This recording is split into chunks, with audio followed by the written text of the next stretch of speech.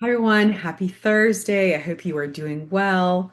I'm sorry I didn't get to see some of you this week. My mom had eye surgery, and so I've been taking care of her. So I haven't been able to be at the school every day, but I hope to see you guys all in the next couple of weeks.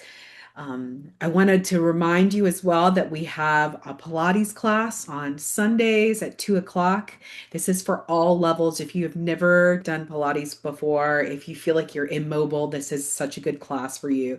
We do lots of modifications and there is no judgment. It's a great encouraging group of people. So please come join us for that class. If you cannot make Sundays at 2, I also am teaching a class at the YMCA on on Monday evenings at 6:45, and that'll be starting pretty soon. So you're invited to that, and that'll be a little bit maybe wider range of abilities and stuff. So if you are more um advanced, then that would be the class to come to. Although either one would be fine, but you were invited. It's such a good workout.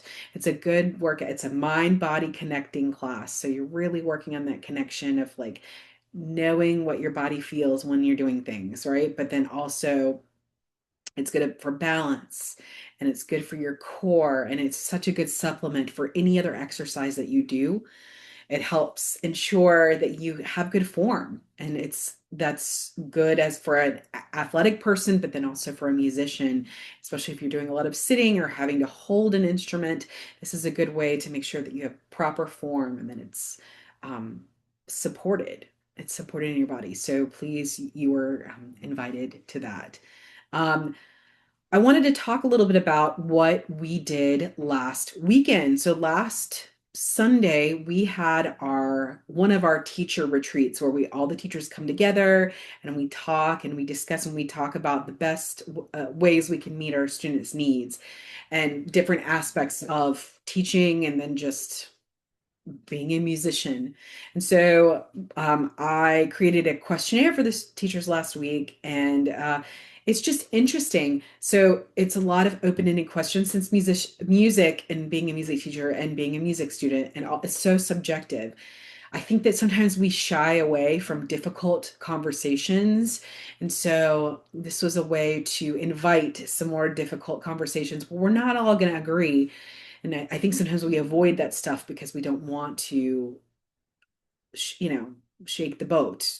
And I think that it's good, though, to be having these discussions. And we don't have to agree on everything, but having the discussion means that we're thinking about it and that we're forming our own ideas and our own viewpoints on things. It's just more solidified. And I think that that only helps our students.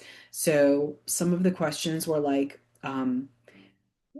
uh, what do you do uh, when a student is not able to make the sound that you're going for? Like, do you, after a certain amount of time, do you give up on that? Do you try to do something else?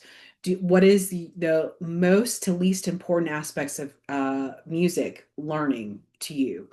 Um, there was a whole bunch of questions that are talking about what about a beautiful sound and about how to get there and to like what is the focus and it's tough because I think that there's a bunch of schools of thinking on this, and I know that my thinking is that the most important thing, more so than anything else, and you guys know this because I've talked about this, and that is getting that beautiful sound.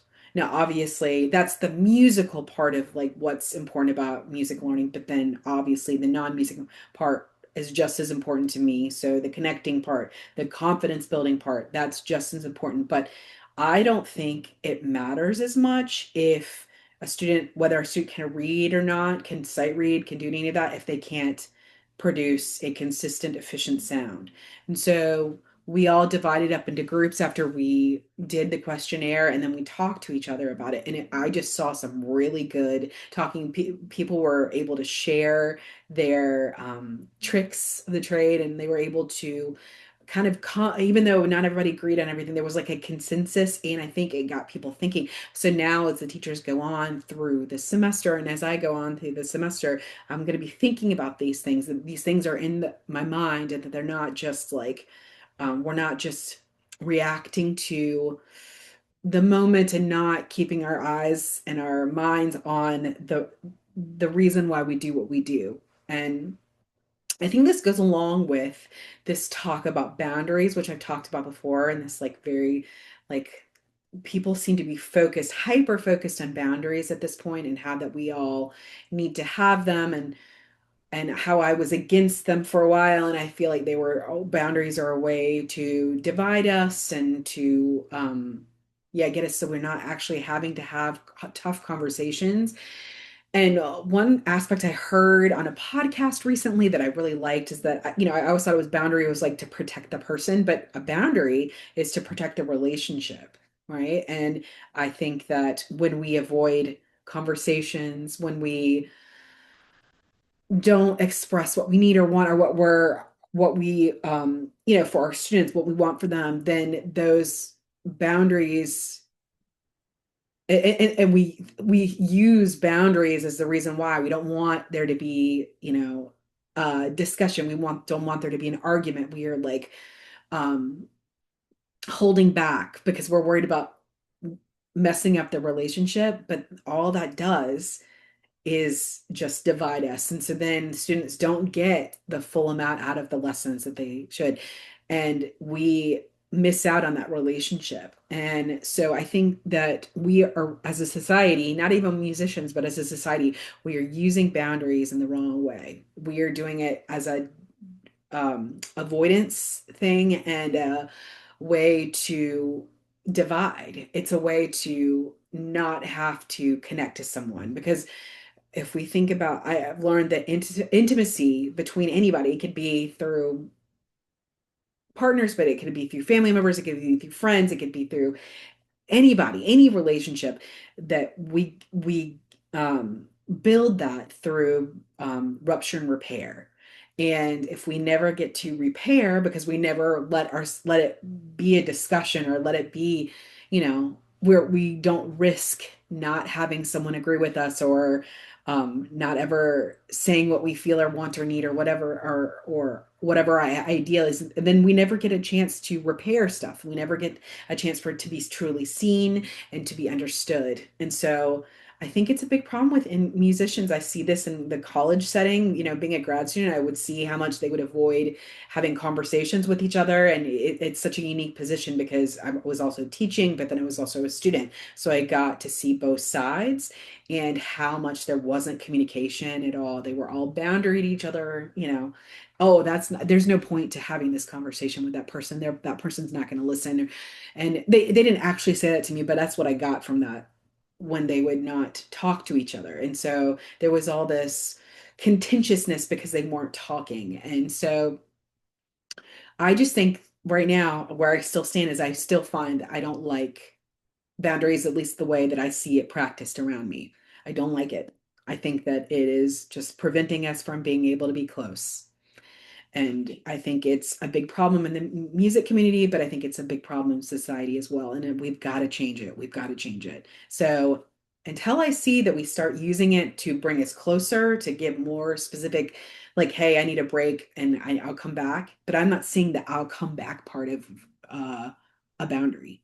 I see this person is saying what I don't want to hear what they have to say. This person is making me not feel good or whatever. So I'm just going to peace out forever.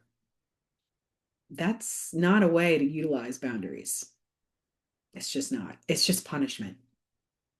And on that note, I'm going to stop and I'll see you next time. Don't use boundaries in a way that's a punishment. We already are such islands. Let's come together. Let's figure out how we can work with each other. We're not going to agree on everything. We're just not.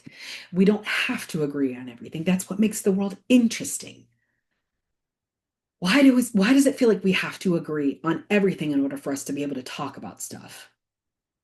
No, we are all different. We all have some of the same needs and wants and stuff, but we are all different people. Can we not find community in that? We don't have to avoid conversations in order for that to happen. Just acceptance and love, and not using boundaries as a punishment or a way to divide.